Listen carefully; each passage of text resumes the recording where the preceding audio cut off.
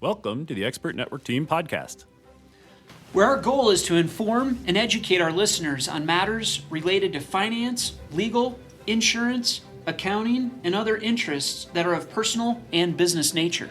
We hope you will find our content useful as well as entertaining. The Expert Network Team consists of Carl Frank of A&I Financial, Mike Miller of Miller and Associates CPAs, Jeff Cromendike of Security First Insurance Agency, and I'm Nathan Merrill. I'm an attorney at Goodspeed & Merrill.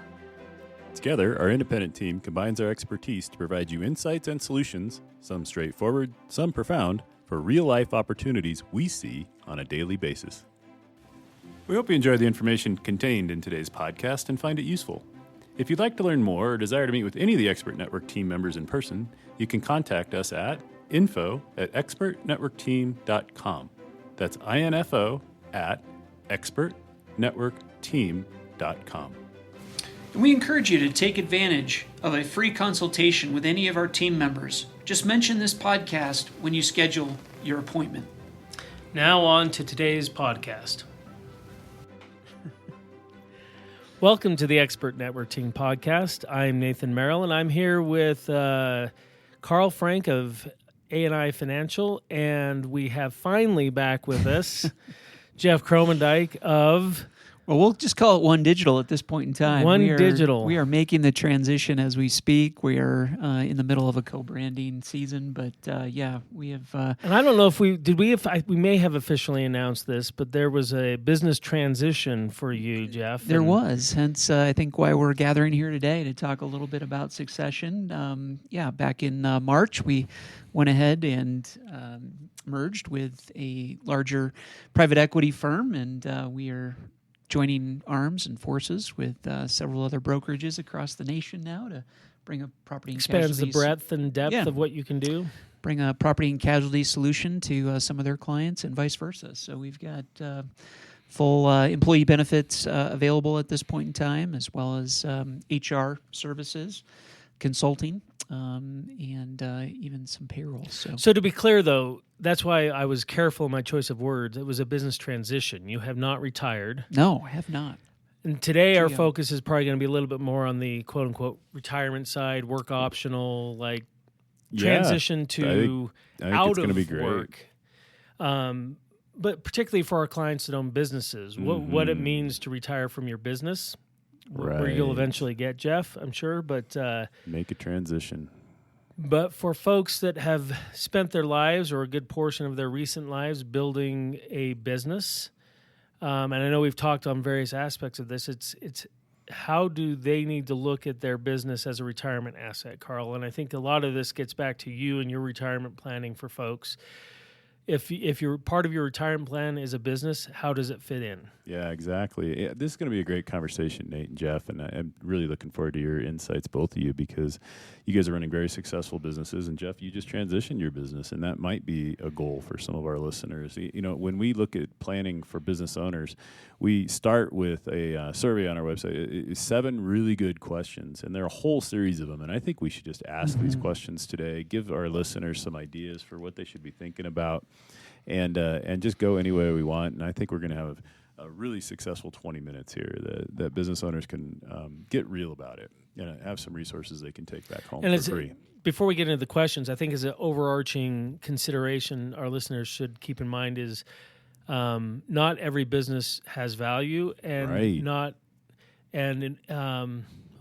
was just thinking about this a second ago. So you don't have to assume that your business has no value, but you shouldn't assume that your business has value, because creating an asset in a business that it can be part of your retirement takes a lot of intentionality. You know, you mentioned earlier before we started the podcast that there's a lot of jobs for sale. Yeah. You want absolutely. to explain what you mean by that? Yeah, we can talk about that a little bit. I think just because I was one of these business owners that was really on the treadmill and doing everything in the business, and including making the widgets, right? So, I would just say that our business was probably worth very little at that point in time, unless I was willing to come with it. right? Right. There aren't too many investors out there that want to buy a job, right?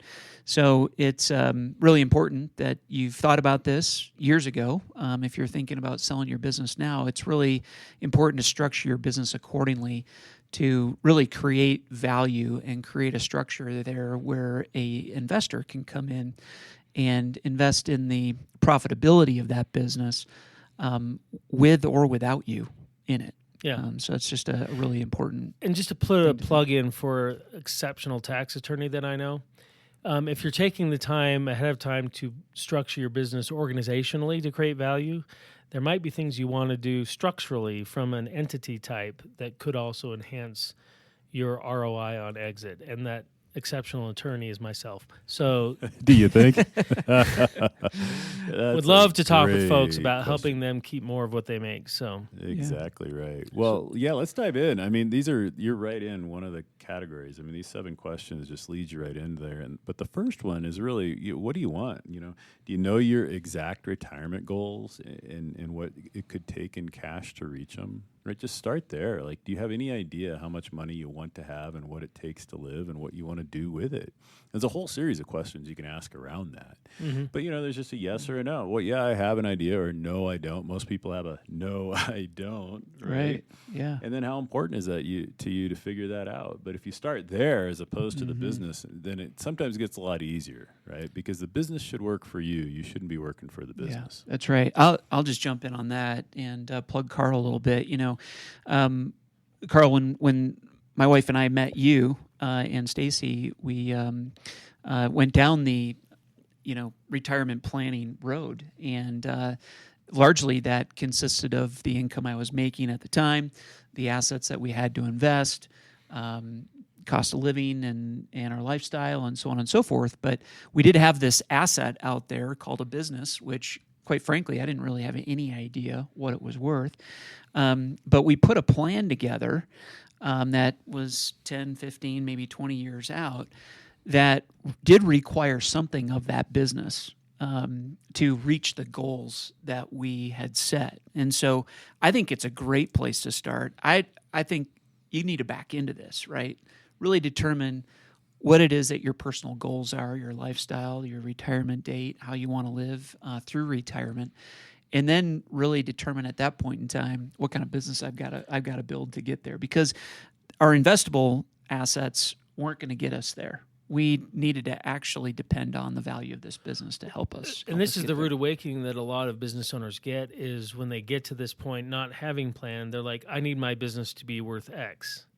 Right. Like that's not how it works. It doesn't really work like that. Yeah, you can't go to the buyers and say, "This is what I need you to pay me." Right. They're going to tell you what they're willing to give that. you. Yeah, you have to know what you're trying to build towards. And I think that's what you're saying, Jeff, is you put a target as like, we got to get the business worth this in order for us to reach our goals. Yep, that's right. It's amazing what you do when you set a goal with a deadline.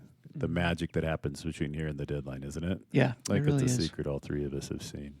Absolutely. Well, let me go to the next one. So, do you know how much your business is worth today? That's exactly what you guys are just talking about, isn't it? Right? Because you don't want to buy it. You don't want to build a job that somebody has to buy and assume they're going to buy it, right? And you, as an investor, you don't want to buy a job either. You're competing against all these investments that are out there in the world where you don't have to work for them at all. And I don't know if this is one of the following questions, but the flip side of that question is, even if I do know what it's worth, do I know what it takes to get it to the next level?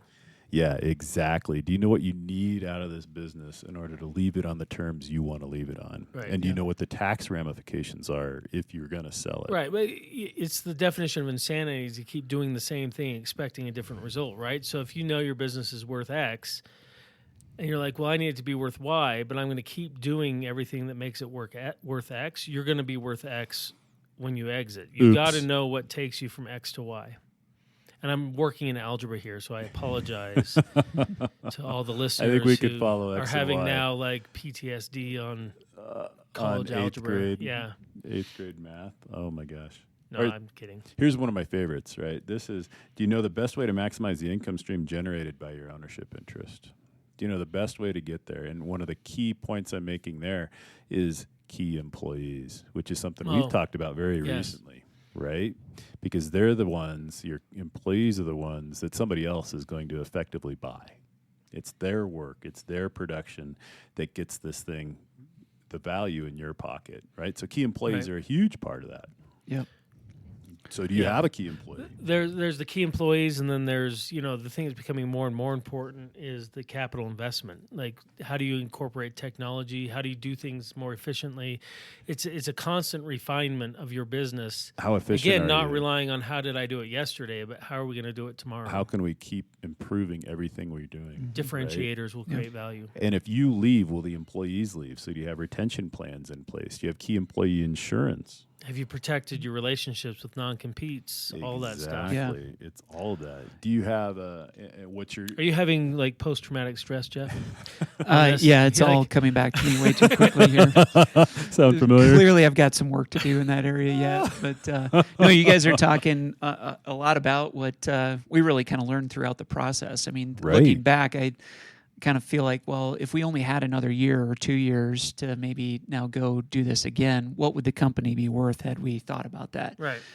Contracts are a big thing, being in the service industry and hiring salespeople and signing any type of contract just to get, these salespeople on board, and it's sins of the past really that end up coming to roost at the time you come to sale. And so, just operational structure, which I mean, is people.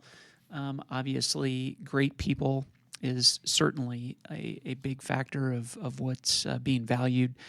Process. And certainly the product or the service that you're bringing. So That's lots to think about. Lots to think about. In that category, we lump your customer base too. Yes. Right. If you have a concentrated customer, if your one customer is Walmart, yep, you might be in trouble there. That's right. Right. Too much concentrated risk. Yeah. An established customer base because they're buying that too. Right. All right, here's another one. This is one that's really exciting, and that's, do you know how to sell your business and reduce your taxes, right? Do the lowest possible taxes. And in today's world, most recently, have you been approached? And I think you were approached by an outside buyer who might want to buy your business. And that's something we're talking to our clients about a lot, that they are being approached with this still in this year, even as interest rates are a little bit higher than they were in the past few months and years ago.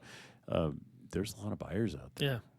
The fintech sector has certainly slowed down, but yeah, depending on what area of the economy you're based, there's still a lot to be done. Construction companies right now are still very strong. There's a lot of merger and activity. Yeah, Jeff, in your industry, clearly, I don't think they've stopped. Yeah, no, we still get calls, and things seem to be settling down a little bit, but. There's still plenty of money on the sidelines. And settling down this is kind of off topic a little bit, as we talked about in the past. Settling down at this point is not all that bad because it was overheated. Oh, it sure was. Totally. Yeah, I don't think it's bad at all. I think it's getting back more to normal. Yeah. So that's if you're going to sell outside. But, a lot of us who are building, especially if it's a family business, might want to sell inside. And so you know how to do that. And do you know how to help these buyers who might not have any money be able to pay for it? And can you think of ideas there? And that's one of the places where the economic slowdown might come into play, is finding financing for an internal buyout, unless you're going to carry that risk. The one thing to note on the seller financed is you still own the business. You still own the business risk. You've just moved the work Somebody's over to someone else. Work is somebody else. So ideally, you're getting, in a seller financed or an installment sale situation, you're getting some significant chunk off the table. And the rule of thumb we used to always do with folks is try to get out of the business what you need. And like your blue sky, if you have to do seller financing, your blue sky is that seller carry part. And this happens a lot in SBA finance deals, because they usually will require significant equity or seller financing. And so you have to be comfortable that it's possible you never get paid that promissory note, because the SBA is going to get paid first. There you go. So you're back to question number one. Do you know how much you need? Right. Right. And selling to insiders can get really creative. I know in other episodes of the podcast, if our listeners are interested, we talked about ESOPs. We talked about all sorts of qualified small business plan stock and other great ideas that could be deliver you a huge tax advantage if you're thinking about selling to insiders. Right. All right, so I got another one. And then do you have a continuity plan for your business? That's a huge one, right? What is a continuity plan? Yeah, if something happens to you, Nate, what happens to Goodspeed and Merrill? that could be a problem. They don't do tax planning anymore, but Everything will be just fine. everything else goes on. They don't do it very Depends well. on which one of your partners. Depends on which That's one of fair. your partners I That's talk fair. to. Because the longer, and this gets to longevity of workforce. The longer you're able to keep people around and they learn what other people do or learn some of it, because it's kind of like with doctors. You pass the bar, you're presumed to be able to do everything from divorce to whatever. Right? How Personal ridiculous injury is that? law. But in the transactional realm, even though I'm a tax specialist and I focus on tax, there are attorneys in the office who pick up and repeatedly do transactions that I've helped advise on that are similar types of structures and forms. So that's not to say there wouldn't be any, but the point is you want to build a tiered structure. So we'll call it redundancy, whatever you want. If the proverbial bus were to hit me, exactly. Do you have? but the law plan? firms don't transact, so this is a pipe dream for me. So It'll be just fine without you. Yeah. Is what you you're have saying. a plan. Yeah, in I would hope place so. If the unexpected happens too. Well, that's just good, leadership. I would just say. I mean, I know your business as well, and I think it's our responsibility as owners to certainly lead well and raise up leadership, and it's just good stewardship of a company with regards to succession or continuity, right?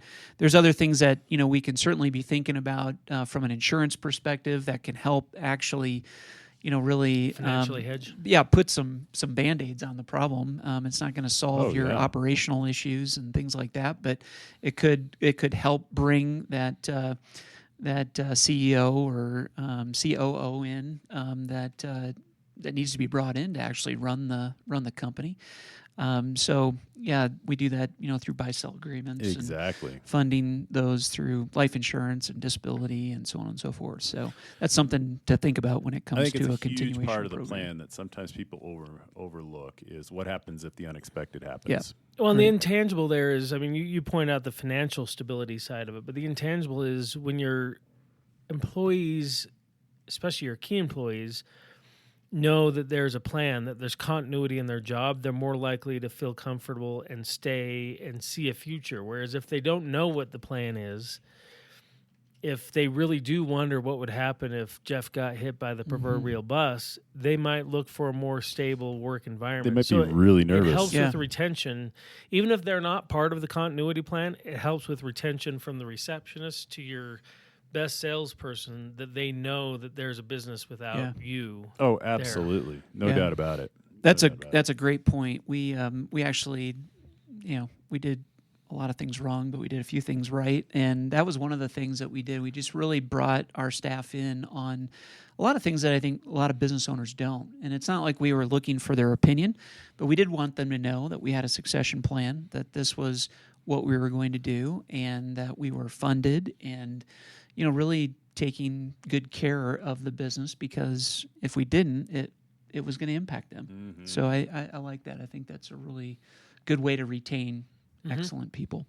Super important. Especially in today's environment. Oh my gosh, where it's so competitive. Well, there's one big other category of question, and that's almost related to the six. I mean, it's very related to the six we just talked about, but the last one is really kind of summing it up, in my opinion, and that is, do you have a financial contingency plan if the unexpected happens to you personally, right, for your whole family? Because for so many of us, the business is critical to our success as for our business people. But sometimes we just set our family on the side and we say, "Oh my gosh, I totally forgot about that." Right? My wife doesn't want to run the business. My kids don't want to run this thing. They're not going to inherit this monster that I've created, right? And so, what happens to them? And so you start with the end in mind.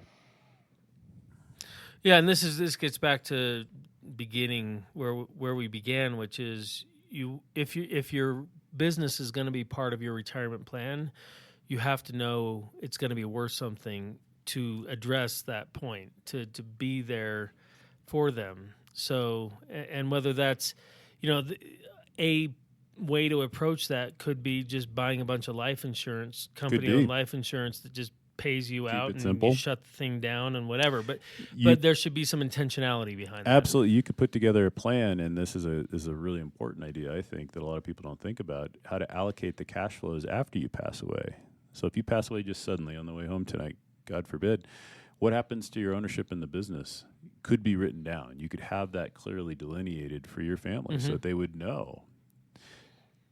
I mean, this hits home in some ways. My father was a small business owner who died at the desk effectively at a very young age, only 62. And it was a complete mess for my mom when he passed away. And it was a complete mess for his business partner and everybody else at that business when he passed away because he was living in denial. And it was pretty quick, still, it could have been done better.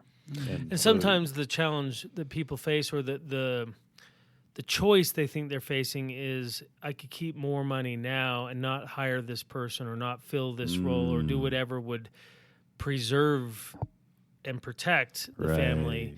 So this is where having a good financial advisor, a team of advisors to help you see, okay, what's my trade-off for building out my organization and creating a more reliable income stream, a more valuable asset versus hoarding all that cash and just pulling it out now. There's a real trade-off there. You can look very profitable and just hoard all the cash, but you haven't built an asset. Exactly right. There's always a trade-off. The wise man built his house upon a rock type of situation. You don't want to build on a sandy foundation that's going to wash away when you're gone. Yeah, that's right.